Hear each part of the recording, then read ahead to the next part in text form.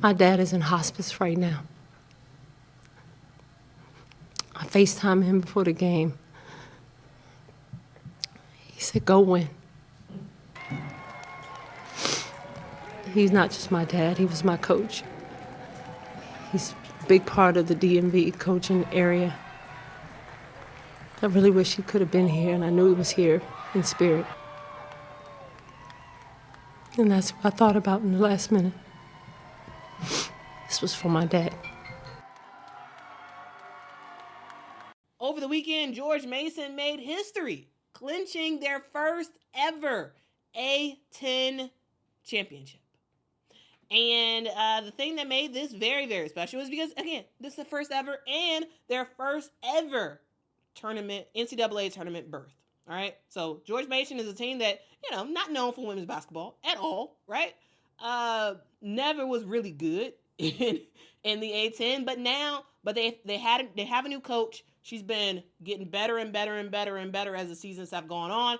And I specifically want to talk about this. So, they won the A10, lots of celebration, lots of confetti, because, it's a cool story of resilience of this team to go from not even winning 10 games a week or 10 games a year to all of a sudden 20 plus wins, winning their conference. But there is a story inside the story. And this is actually specific to their head coach, Vanessa Blair-Lewis. She has been someone who has been transforming how the Patriots have been playing since she joined the program in 2021. Because, guys, I want to kind of give y'all a little brief history around the A10 and around George Mason, because George Mason was a terrible squad in terms of their record. Of course, the players played hard. They did as much as they could, but they were terrible. This was a terrible team. In the 2019 and 2020 season, George Mason was 9 of 21 on the season. In conference, they only won 3 games, lost 13 games in that season. But then they get a new coach. They get a new coach in Vanessa Blair-Lewis, who has steadily taken this team that barely won. And in 2020 through 2021, right? George Mason won 3 games that year. 3 games, 19 losses. 0 conference wins. 0. She takes over the program. And how in the world she takes this team that won 0 conference games a couple of years ago, right? 0. 4 seasons ago. Now, all of a sudden, George Mason this season was 14-4 in conference play. 27-5 overall, and they just won the A10 tournament. So it's an amazing story. Shout out to Ashley for the super chat. I really do appreciate your super chat so much. Thank you so much for your support. It's crazy how she took a team that was severely struggling, and brought them to a championship. She helped to increase their season total every single year, guiding them to their best season in over a decade, and helping to put them on notice in the A10. But truly, what makes this accomplishment remarkable, what makes this championship remarkable, is that Coach Blair-Lewis, while she was coaching up a storm, while she was getting this team good, she's been dealing with some family health issues, right? As the confetti was falling, Vanessa Blair-Lewis's dad was in hospice. And she talked about that post game, and it's how she was able to compartmentalize that, and the level of dedication, sort of balancing her personal heartbreak while leading a team to new heights. It speaks volume about her character. A lot of times coaches talk about perseverance. They talk about instilling toughness in their players, about handling adversity, and they're usually talking to their players. But Vanessa Blair-Lewis is living it. She's showing her team exactly what it means to stay committed, to fight through challenges, and to lead with both strength and grace. Because here's the deal, guys. Like, this is not an easy thing that she has been walking through at all. But she is someone who is a proven winner. Before coming to George Mason, she built Bethune-Cookman into a powerhouse, leading them to their first ever NCAA tournament and collecting 4 MEAC Coach of the Year awards.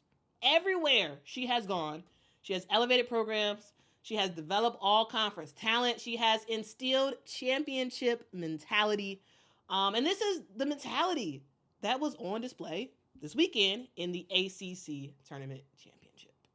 George Mason dominated in the game, beating St. Joseph's, pulling away in the third quarter. And, it was over from there. It was over from there. The lead scorer was Paula Soares, who dropped 23 points in that game. And ultimately, George Mason does the thing that they have never done. And while we talk about all the big schools, and that's important, it's great. Let's talk about the big schools. Let's talk about the big tournaments. Let's talk about the big programs. Sure. But the thing I love about March is that we get stories like this. Stories like this that you may not even hear. You may see one Twitter post about it. Like you may see one thing about it, but people don't really talk about it because but this is what makes March Madness sweet. It is the resilience. It is the heartbreak. It is the determination that these band of individuals have. They come together as a team, and whatever is happening, they go through the challenge together. And it's just, yeah. When I saw a video about Coach Blair-Lewis talking about her dad after the game, and I was just like, whoa. Dang, how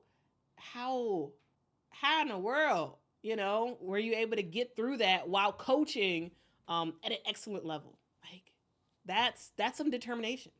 And these are stories that we see all the time, right? In March, resilience, belief, unwavering commitment, and ultimately, George Mason does something that they have never done before. Get to the A10 Tournament Championship and actually win it. The confetti was falling. Everybody was so excited.